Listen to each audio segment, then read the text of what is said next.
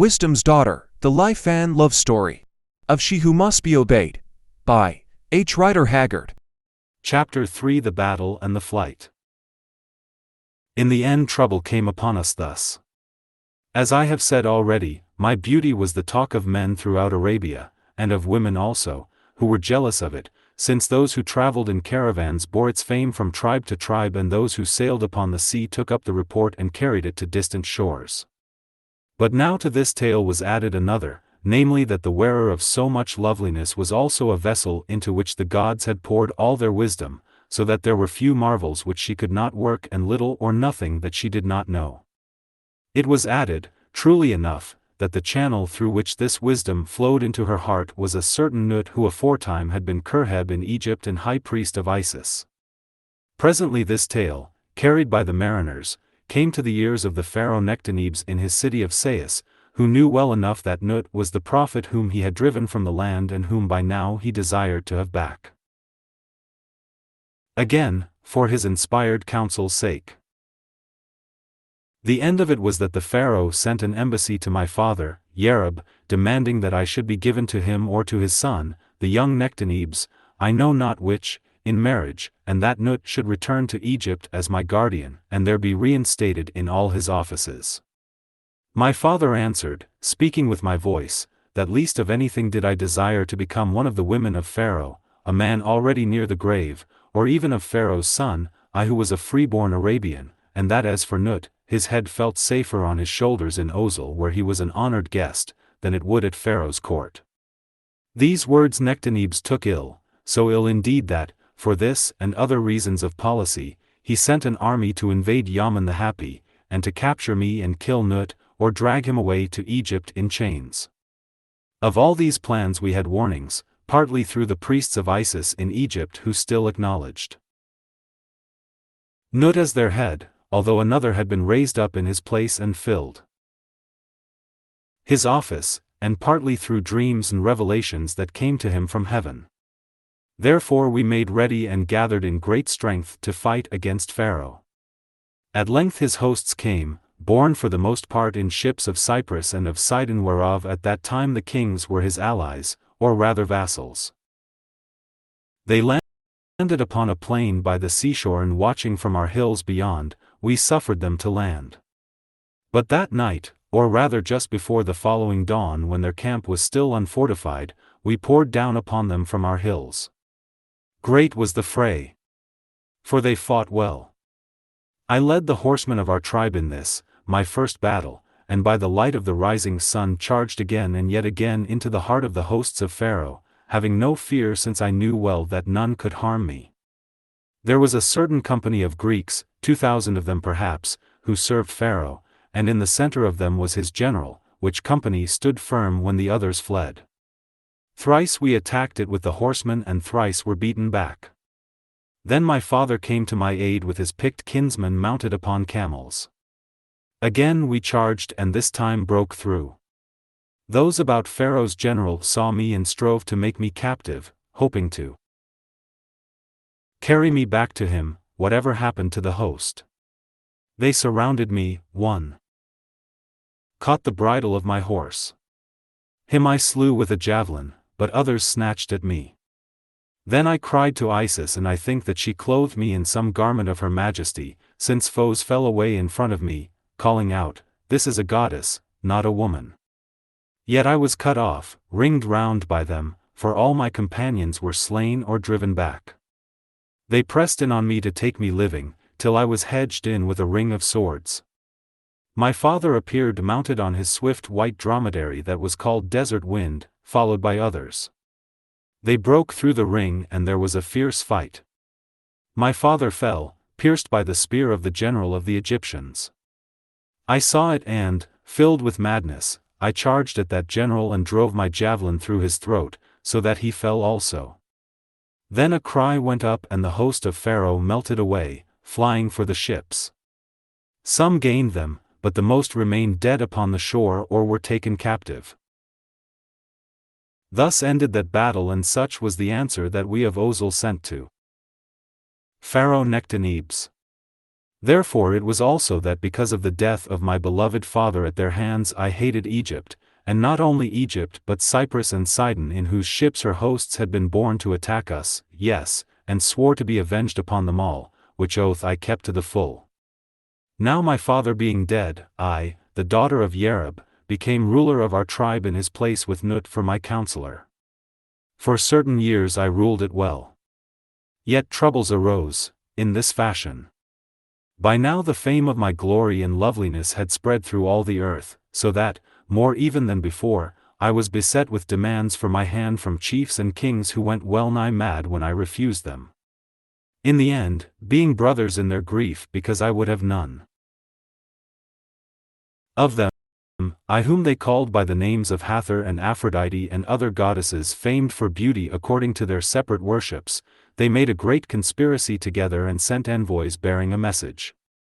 This was the message, that unless my people would give me up so that my husband might be chosen from among their number by the casting of lots, they would join their armies together and fall upon us and kill out our tribe so that not one remained to look upon the sun, save myself alone, who should then be the reward of him who could take me. Now when I heard this I was filled with rage, and having caused those messengers to be scourged before me, sent them back to their masters bearing my defiance. But when they were gone, the elders of the tribe came to me and said through their spokesman, O daughter of Yerub, O Ayesha the wise and lovely, we adore you as one beyond price. Yet it is true that we love our wives and children and desire to live, not to die. How can we who are but few stand against so many kings? We pray you, therefore, Ayesha, to choose one of them to be your husband, for then because of jealousy doubtless they will destroy each other and we, your servants, shall be left in peace. Or if you will not marry, then we pray you to hide your beauty elsewhere for a while, so that the kings do not come to seek it here. I hearkened and was angry because of the cowardice of this people who set their own welfare above my will and refused to fight with those who threatened me. Still, being politic, I hid my mind and said that I would consider and give them an answer on the third day. Then I took counsel of Nut, and together we made divinations and prayed to the gods, but most of all to Isis. The end of it was that before the dawn on the second day a small caravan of 5 camels might have been seen, had there been any to watch, leaving the city of Ozil and heading for the sea. On the first of those camels sat an old merchant. On the second his wife or his daughter, or his woman, heavily veiled. On the 3 others was his merchandise. Woven carpets it seemed to be, though if opened, those carpets would have proved to be filled with a very great treasure in gold and pearls and sapphires and other gems, which for generations had been gathered together by my father, Yerub, and those who went before him out of the profits of their trade and of their flocks and herds, and hid away against the time of need.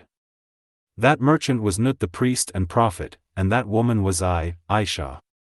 That treasure was mine, and the camels were led by certain men who had served my father and now served me, being sworn to me by secret oaths that might not be broken. We gained the sea and took ship to Egypt in a vessel that I had caused to be prepared.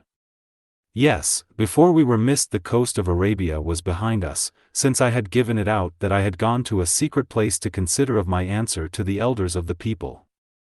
As I heard afterward, when it was known that I had turned my back on them, there were woe and lamentations in every household of the tribe. Understanding what they had lost, the men among them beat their breasts and wept, though it is said that some of the women rejoiced, because I outshone them all and they were jealous of me. Afterward the kings and chiefs of whom I have spoken descended upon them to seek me, whereupon my people swore that I had been changed into a goddess and gone up into heaven. Some believed this, declaring that they had always held me to be more than mortal, but others of a coarser, common mind declared that I had been hidden away, and falling on the tribe, dispersed it, seizing many and selling them into slavery. Thus then did the children of Yerub pay the price of their treachery to me, though I have heard that afterward once more they became a people under the rule of some base-born grandson of my father, and worshipped me as a guardian goddess from generation to generation, having come to believe that I was not a woman, but a spirit whom the god sent to dwell with them for a while. So Nut and I came safely to Naucrates, a Grecian city upon the canopic mouth of the Nile, and there abode disguised as a merchant and his daughter trading in precious stones and other costly wares, and thus adding to my wealth, though of this there was little need, since already it was great. It was here that for the first time I went veiled in the Eastern fashion, in order to hide my beauty from the eyes of men. Under cover of this trade I and Nut lived for 2 years or more while I studied the lore and language of the Egyptians, learning to read their picture writing which the Greeks called hieroglyphs, and mastering their history. Also I perfected myself in the Grecian tongue and read the works of their great writers as well as those of the Romans. Moreover, I learned other things, since at the beginning of the 2nd year Nectanebs, the Pharaoh who had sought me in marriage, being now dead, and Egypt for a while in the hands of the usurper Zihir, who some say was his son born of a concubine, we traveled up the Nile, disguised and came to the ancient city of Thebes. This we did slowly, stopping at every great town, where we received the hospitality of the head priests of the various gods, Ammon, Ptah, and the rest, since to these priests Nut by secret signs revealed himself. Indeed the news of our coming was passed on before us so that always we found some waiting to welcome us who, once within the temple walls, were treated like the greatest, although we were garbed as humble travelers. All of these priests we found full of rage, both because the gods of the Greeks, and even of the Persians and Sidonians, were being set above their own, and still more for the reason that their revenues were seized and used to pay Grecian mercenaries, so that they who had been very rich were now poor and the gods lacked their offerings, nor could their holy temples be repaired. Of all these things I took note whose heart was set upon one thing only, to bring about the fall of the Egyptians and their allies that had slain my father whom I loved, as indeed I was fated to do. Therefore by a word here and a word there I blew the anger that smoldered in them to flame, hinting of rebellion and the setting up of a new dynasty in Egypt, of which at that time I thought to be the first, a priestess queen, Isis come to earth. Of this plan I hinted also through the mouth of Nut, nor was it ill received, since already those priests to whom he had told my history and the revelations that had come to him concerning me, looked on me as something more than woman. Could a mortal maid, they asked, have so much beauty and so much learning, was I not in truth a goddess clothed in woman's flesh?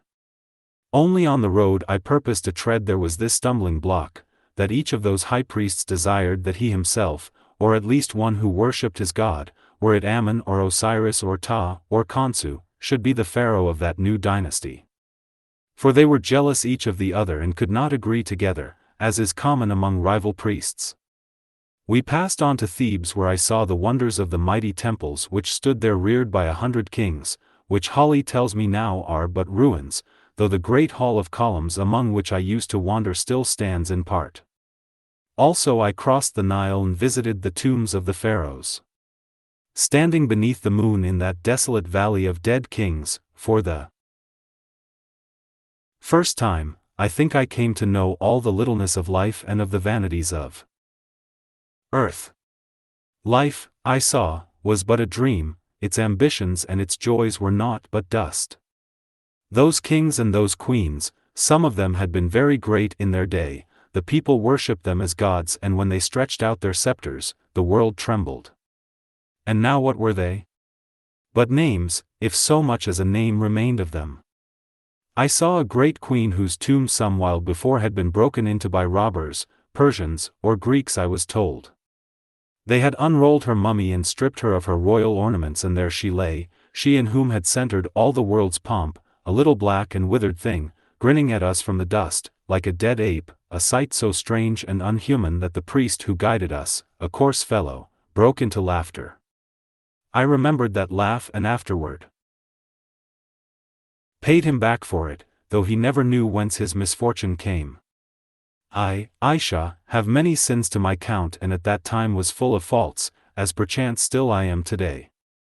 Thus I was proud of my beauty and my genius which were given to me above any other woman, passionate and revengeful, too, and led on by ambitions. Yet this I swear by all the gods of all the heavens, that ever in my secret self I have set the spirit above the flesh and desired to attain to another glory than that of earth. From the flesh came my sins, because it was begotten of other flesh, and the flesh is sin incarnate. Yet my soul sins not, because it comes from that which is sinless and, its tasks accomplished here, laden with knowledge and purified by suffering, to this holy fount at last it shall return again. At the least such are my faith and hope. So it came about that there in the valley of dead kings I swore myself to the worship of God, since all the gods are one God, and to use the world as a ladder whereby I might climb nearer to his throne. Thus I swore with old Nut for witness, noting that he shook his wise head and smiled a little at the oath. For if I forgot Aphrodite in the flesh, he remembered them, or perchance he to whom the future spoke already guessed something of my fate which it was not lawful that he should tell. Also at that time I knew nothing of that everlasting King of fire who dwells in majesty beneath the rocks of Kor, nor of his evil gifts. Least of all did I know that Nut himself was by inheritance and appointment the guardian of the fire. From Thebes we passed up Nile to Philae on the Isle of Elephantine, where Mother Isis had her holy sanctuary, and Nectanebs, the first of that name, he who had sought me as a wife and now was not long dead, had begun to build a temple of surpassing beauty to the goddess, which temple was completed in my time by his son, the second Nectanebs, he with whom I had to do and brought to nothingness. Here I abode a year making final preparations utterly to vow myself to the goddess. I kept the fasts, I purified my heart, I passed the trials, and at length alone I seemed to die and descended into the gulf of death and fled through the halls of death pursued by terrors, till I saw, or dreamed I saw, the goddess in her glory and fell swooning at her feet. More I may not say, even now that over 2,000 years have passed since that holy hour of fears and victory, save this one thing which indeed has come to pass. When I arose from that swoon certain words were written on my mind, though whether the goddess whom I seemed to see or some spirit spoke them to me I do not know. These were the words: far to the south in this land of Libya beyond the region of Punt, is an ancient city, whence my worship came ere Egypt had a people. Thither, daughter of Isis, shalt thou bear it back and there shalt thou blow upon it with thy breath and keep alive the holy spark that at last is doomed to die upon the earth amidst those snows which as yet no southern foot has trod. There, daughter, in that fallen and deserted land, my prophet Nut shall welcome thee. There shall he guard the door of life which of mortal women thou alone shalt pass.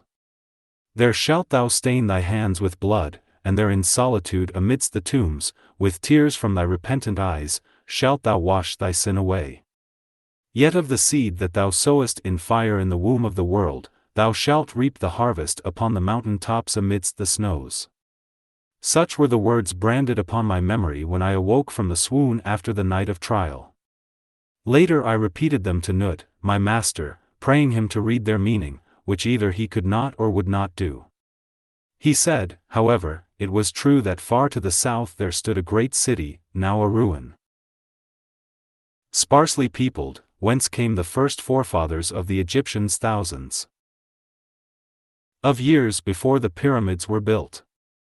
He said also that he knew the road to that city by sea and by land, though how he knew it he would not tell. Nor would he interpret the rest of those dream words. Yet, when I harassed him with questions he said carelessly, as one who hazards a guess, that perchance the goddess meant that it would be my lot after its fall or corruption in Egypt, to bear back her worship to this its earlier home and there establish a great nation of her servants. As to the door of life that I alone could pass, of which he was named the guardian, and the northern snows, he declared that he knew not what was meant by them, but doubtless these things would be made clear in their season. So he spoke somewhat lightly, like one who humors a frightened child, as though he would make me think that I had but dreamed a dream. This indeed I came to believe, as is the fashion of mankind concerning things that they cannot see or handle, however real those things may appear in the hour of their experience. For these in the end always we write down as dreams, such as haunt us by the thousand in our sleep. Yet now that 2,000 years have gone by, I know that this dream was true. For is there not a city called Kor, and was I not there doomed to find the door of life whereof Nut was guardian?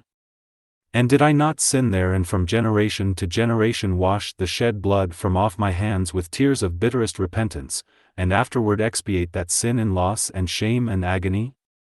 And lastly, do I not reap that harvest of tears upon the mountain tops amidst the northern snows whither the Spirit bore me, still holding in those hands the embers of the worship of that regnant good who to us of the ancient world was known as the universal mother, to whom I swore myself in Phalias temples? But enough of these things now, let them be spoken of in their season. Chapter 4: The Kiss of Fate. There came a man to Phali. Watching from a pylon top whither I had gone to pray alone, I saw him land upon the island, and from far off noted that he was a godlike man, clad in armor such as the Grecians used, over which was thrown a common cloak, hooded as though to disguise him, one who had the air of a warrior. At a distance from the temple gate he halted and looked upward as though something drew his glance.